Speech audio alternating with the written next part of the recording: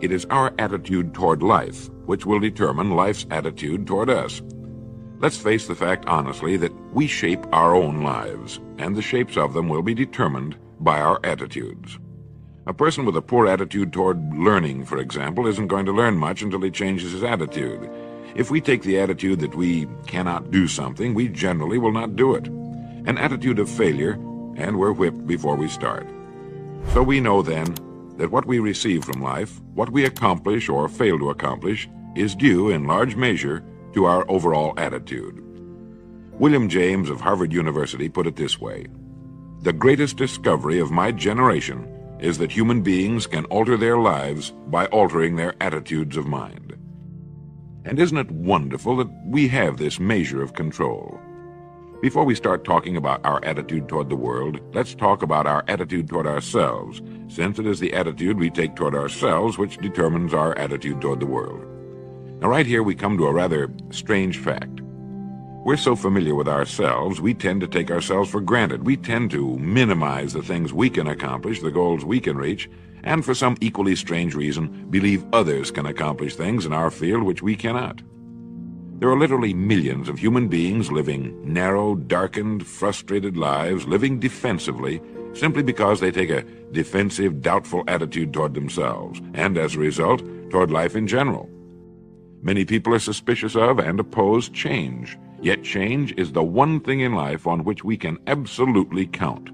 People who stay young all the years of their lives not only welcome change, but see it for what it really is: new opportunity, new chances for further fulfillment. Attitude is a reflection, a result of a person's will.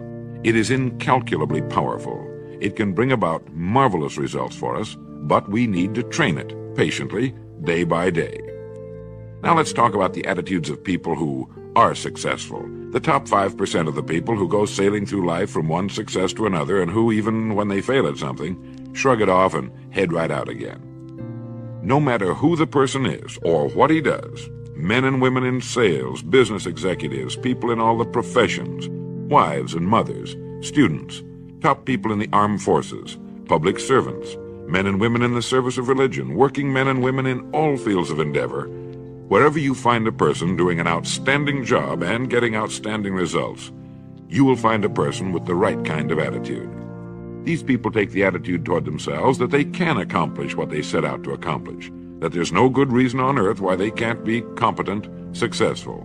They have a healthy attitude toward themselves and, as a result, toward life and the things they want to accomplish. And because of this, they achieve some remarkable things, and they come to be called successful, outstanding, brilliant, lucky, and a lot of other things. They're quite frequently no more brilliant or outstanding than the majority of the people by whom they're surrounded. But they did develop the right attitude, and they found their accomplishments not too difficult, and many times surprisingly easy, simply because it seems that so few are really trying, really believe in themselves. Successful people come in all shapes and sizes and in widely varying degrees of intelligence, background, and so on. But they all have one thing in common. They expect more good out of life than bad. They expect to succeed more than they fail. If you want something worthwhile, take the attitude that there are a lot more reasons why you can have it than there are that you cannot, and set out to earn it. Go after it, work at it, ask for it, and 9 times out of 10, you'll get it. Our environment is really a mirror of our mental attitude. If we don't like our environment, we have to change our attitude first. Now, the world plays no favorites. It's impersonal. It doesn't care whether we change or not. Adopting a good, healthy attitude toward life doesn't affect the world and the people in it nearly as much as it affects us. It would be impossible to even estimate the number of jobs which have been lost, the number of promotions missed, the number of sales not made, the number of marriages ruined by poor attitudes. But you can number in the millions the jobs which are held but hated, the marriages which are tolerated but unhappy, all because of people who are waiting for the world and others to change toward them, instead of being big enough and wise enough to at least make a test which will prove beyond any shadow of a doubt where most or at least a big part of the trouble lies. Studies made of the lives of literally thousands of successful people have shown that they radiate confidence, assurance, they expect success, and they get success.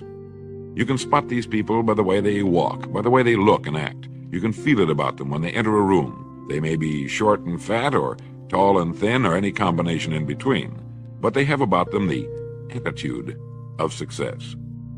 In the record Greener Pastures, I'll get into this next statement, but right now I want you to realize, if you don't already, that in 5 years or less, you can get right to the top of the work you're now doing. I know this, but the important question here is, do you know this?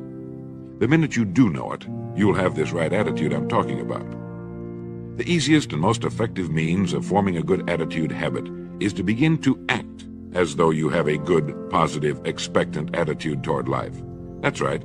Begin right now to walk, act, and look as though you belong to this group. If you're already in the top 5%, you'll know what I mean. If you've never tried it, you'll be amazed at what happens. Actions trigger feelings, just as feelings trigger actions. Let me tell you of a little test you can make which will prove beyond any shadow of a doubt that a good attitude can change a person's life as dramatically as walking from a darkened room into the bright, clear light of day. Not long ago, I read a line which went, "Life is dull only to dull people." This is true, but it also could have read, "Life is interesting only to interesting people," or "Life is successful only to successful people." And what I'm trying to say is that you must first become, mentally, from an attitude standpoint, that which you wish to achieve. A famous restaurateur was being interviewed by a reporter who asked, "When did you become successful?" And he replied, "I was successful when I was sleeping on park benches, because I knew what I wanted to do and that I would do it." In short, his attitude had been one of success, of expecting success, long before the material, the tangible rewards of success had been earned. We'll get into this particular phase of Lead the Field in record number 3, A Worthy Destination. But for now, remember that a person must act, look, and because of these things, feel successful before the success he seeks can come. Chances are you know people who seem to be what others call lucky. All kinds of good and wonderful things seem to happen to them, and they give the impression of happily sailing through life, having a wonderful time, and getting more accomplished in a year than most people do in 5. This has been figured out fairly scientifically, and if anyone will conscientiously go about the test I'm going to recommend, and stay with it every day for the next 30 days without fail, that person can join this small, happy, and extremely productive group of people. He'll find himself becoming lucky, as they say, and most of his problems will pretty well take care of themselves. Of this you can be sure. The results will be nothing short of amazing. Now, it makes no difference how good a person's attitude has been in the past. Anything can be improved upon, and it's the small refinements upon something already good that makes it great. So here's the test. For the next 30 days, act toward the world, everything and everyone with whom you come in contact, with the attitude which represents the kind of results you want to achieve. That is, if the result you want is more success in what you're doing, act as though you are already in possession of the success you seek. If you want others to treat you with admiration and respect, treat others with admiration and respect first. Have you ever stopped to think of this? Every human being on earth is the most important human being on earth as far as he or she is concerned.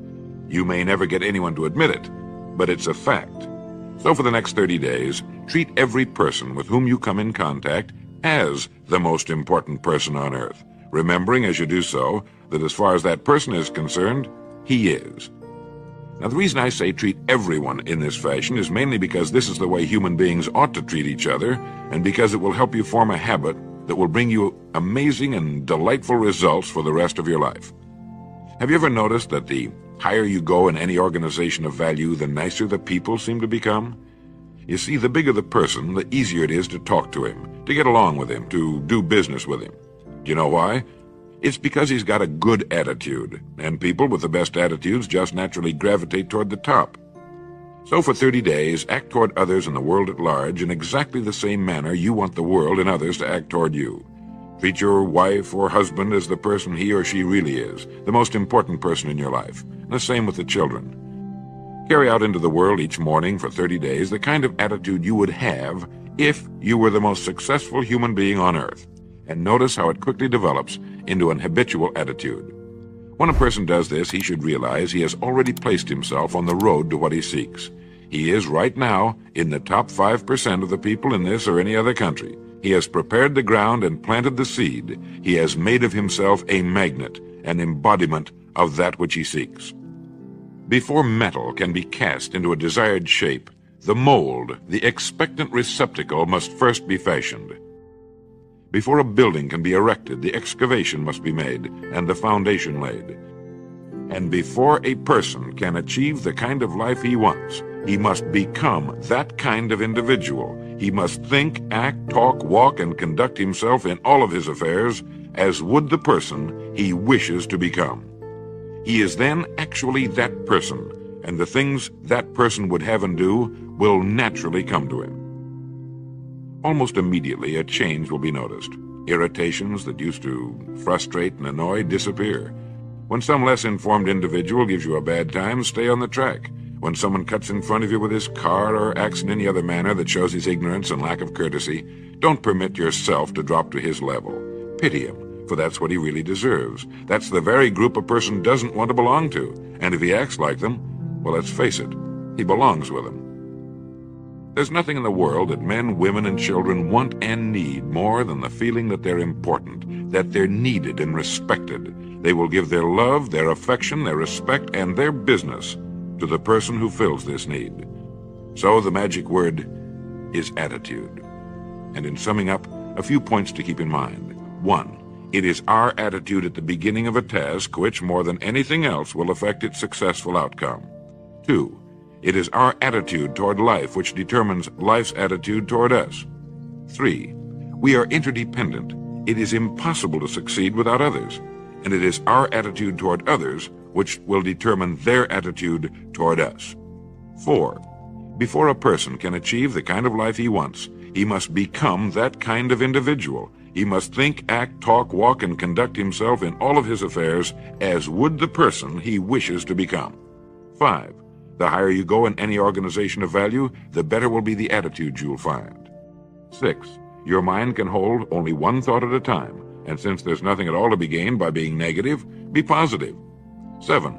The deepest craving of human beings is to be needed, to feel important, to be appreciated. Give it to them, and they'll return it to you. 8. Look for the best in new ideas. As someone said, I've never met a person I couldn't learn something from. 9.